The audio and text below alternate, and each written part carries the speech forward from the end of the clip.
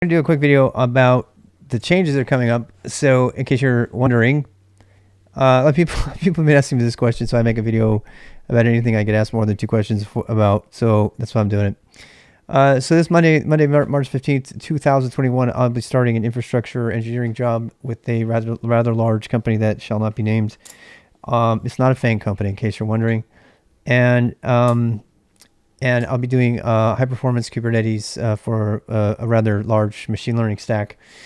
So I have a lot to learn. That's what I'm going to be learning on the stream. I don't have very much Kubernetes experience at all. I'll be learning a lot of that online and on here with all y'all doing that.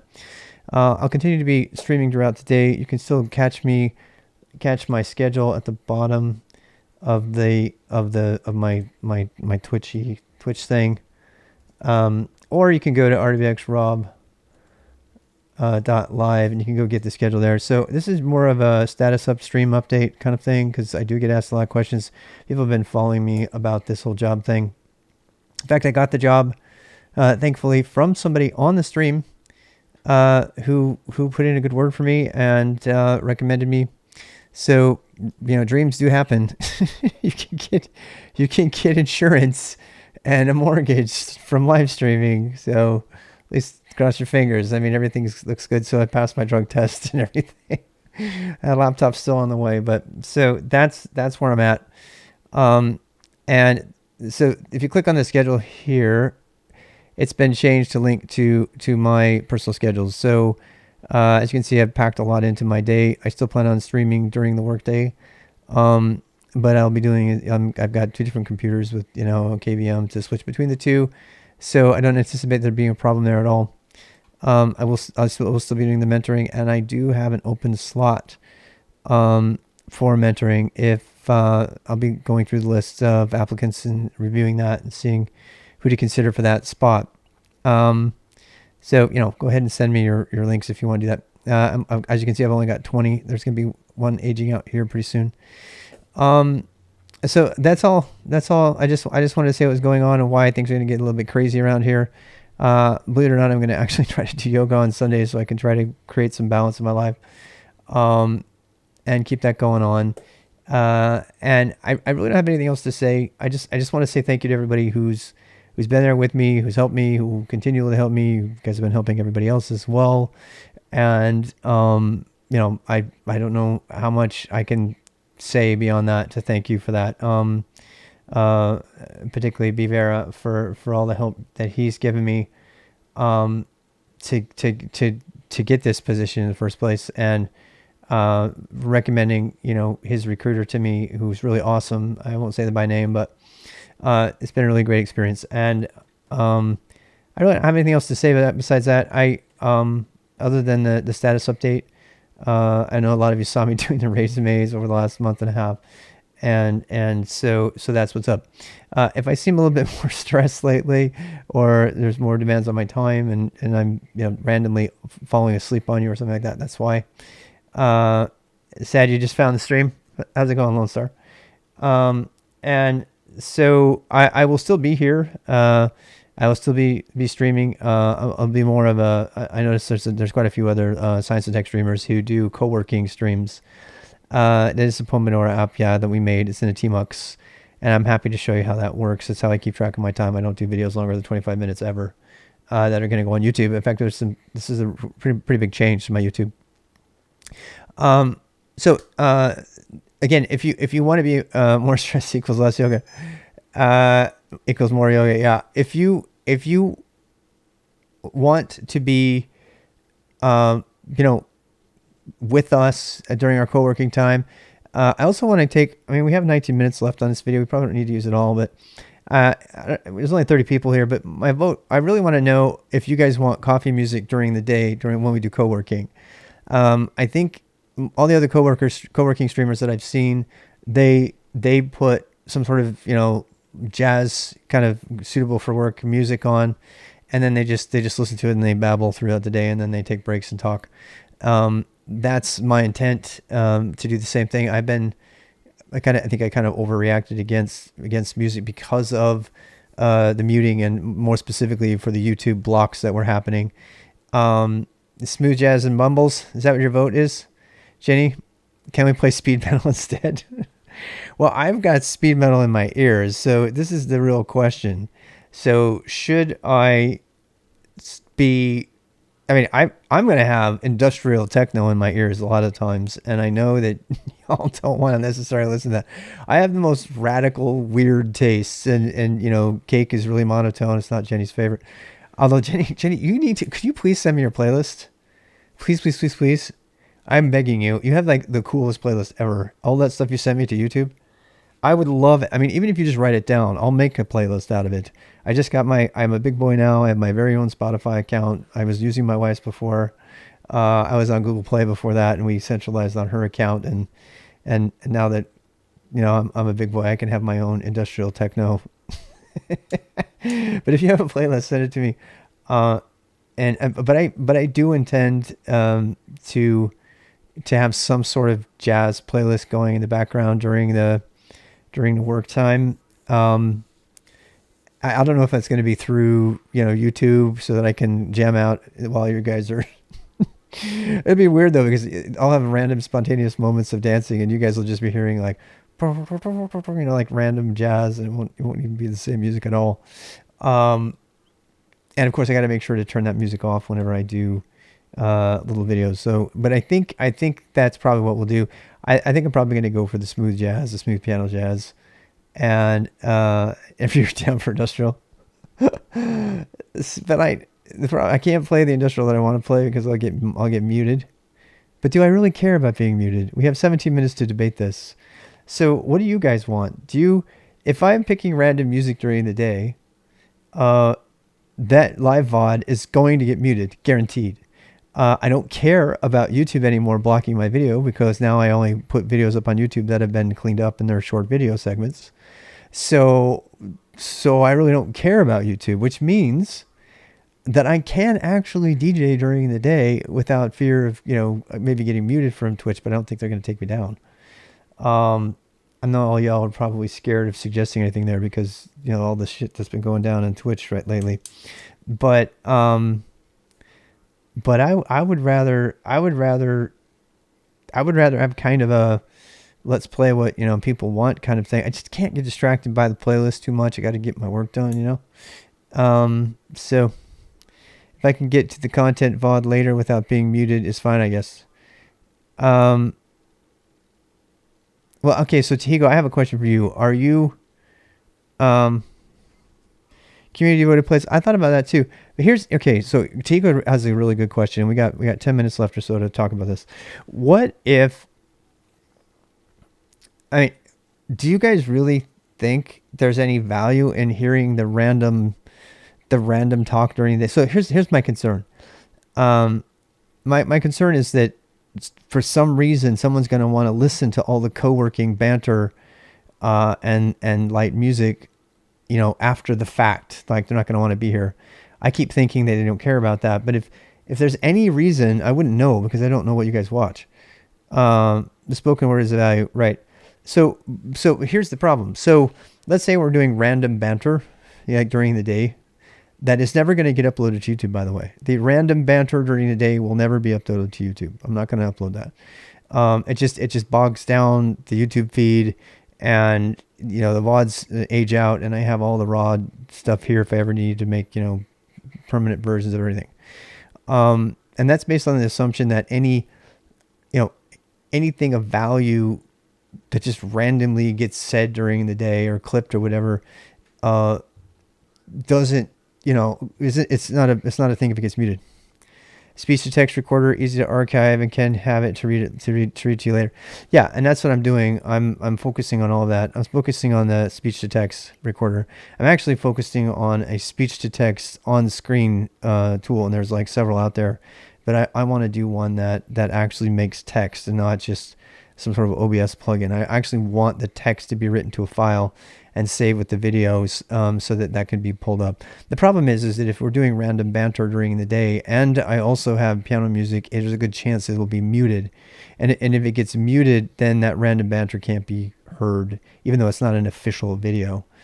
Based on all that, I have a feeling that I'm just not going to do background music at all. And VOD random banter. Yeah, I was gonna say you don't need that VOD random banter, right? That's on YouTube's mark without music. The stuff on YouTube, nothing on YouTube has music, period. And that's so when I make a video, I make sure all the music is off, and then I just record a video and put it up there, and we're good to go. Maybe license-free piano. There's a lot of license-free piano stuff out there, and YouTube would flag it before, so I'm overly paranoid. But now, the license-free piano stuff is not gonna get yeah, GTP3 music. I think that's the answer. I think the answer is license free, and that's what I've been playing. Actually, I've been playing license free music, and Twitch has not muted me. So I think the answer is license free music during the day. So let's do that. So license free smooth music, so Twitch doesn't get mad. I'm gonna put soft work music. Or whatever. I mean, during the day. No music for videos. And I'll just, have my own music, copyright music in my ears.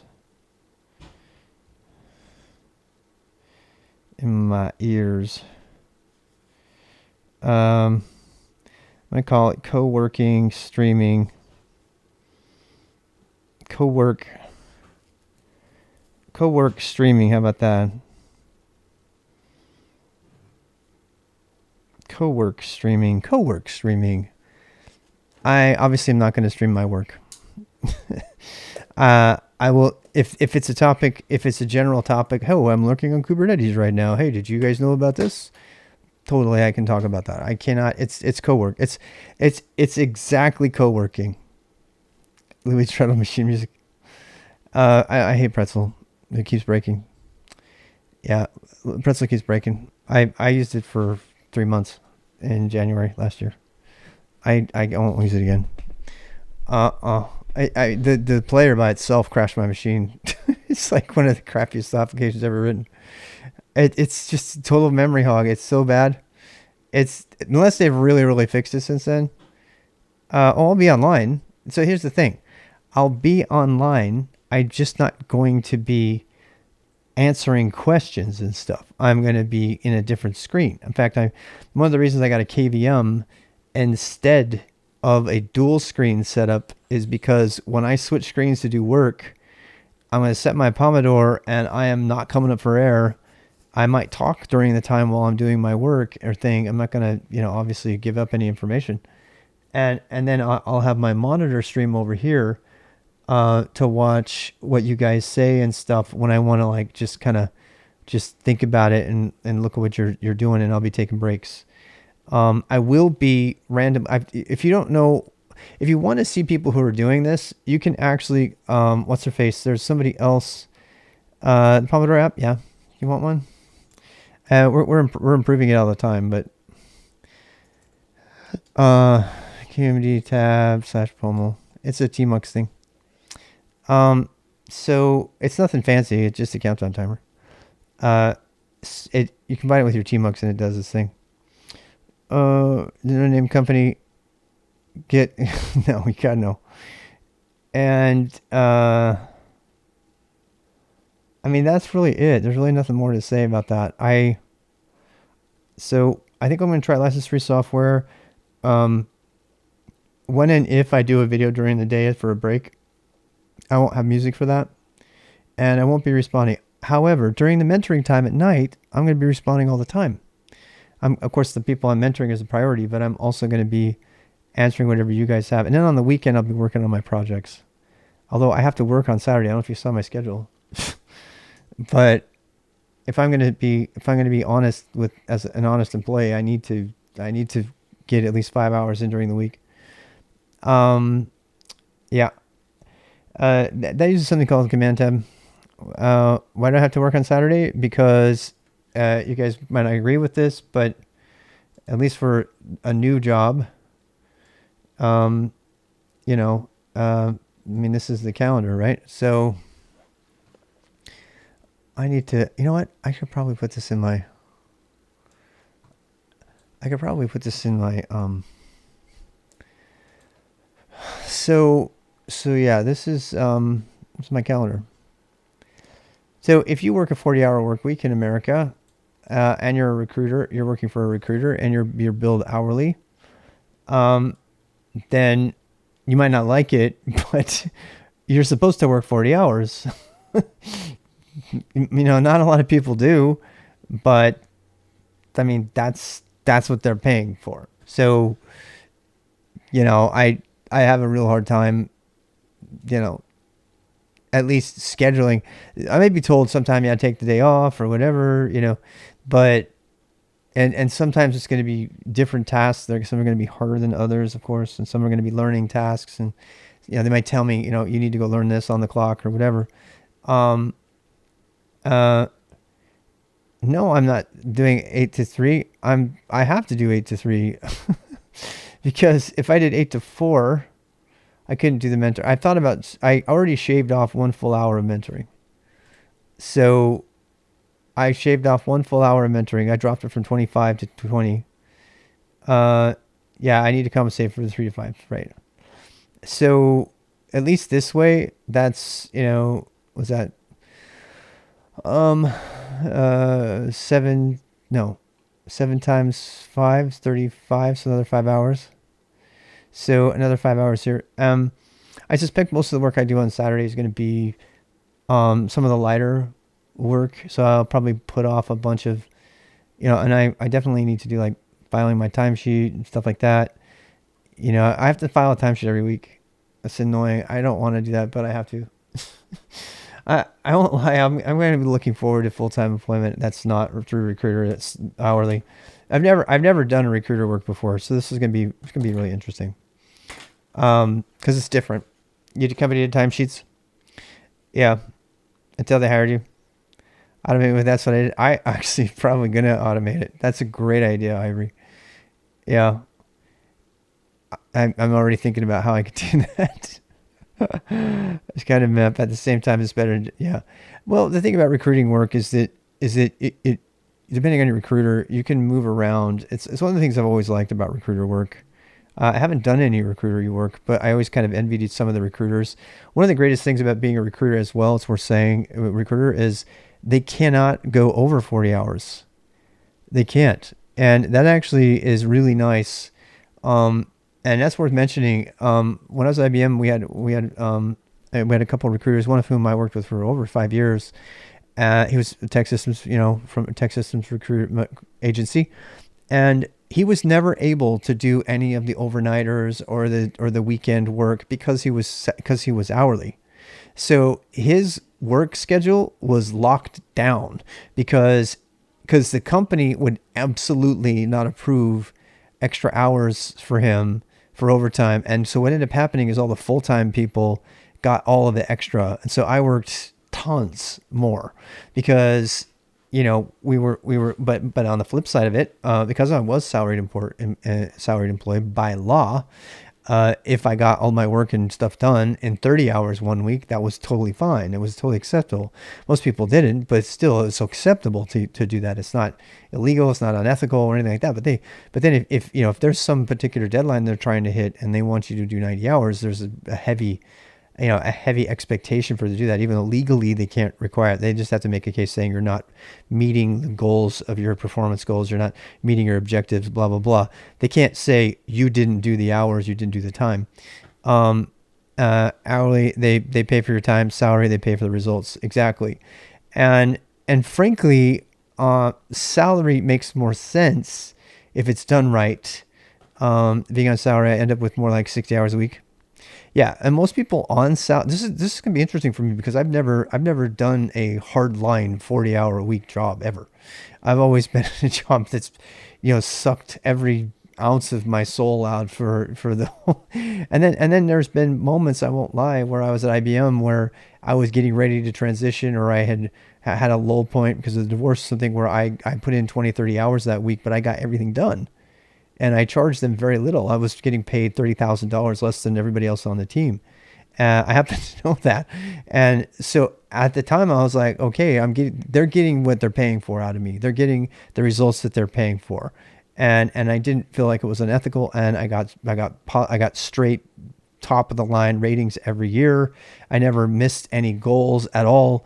But I didn't always have to work that, but sometimes I had to work way too much. Yeah. If like I'm working half week work week now, I went through that at IBM. At IBM, I could do everything that was expected of me in half the time of everybody else, and it was a real moral dilemma because I knew that I could do it faster. I mean, like really faster, and I'm not trying to brag.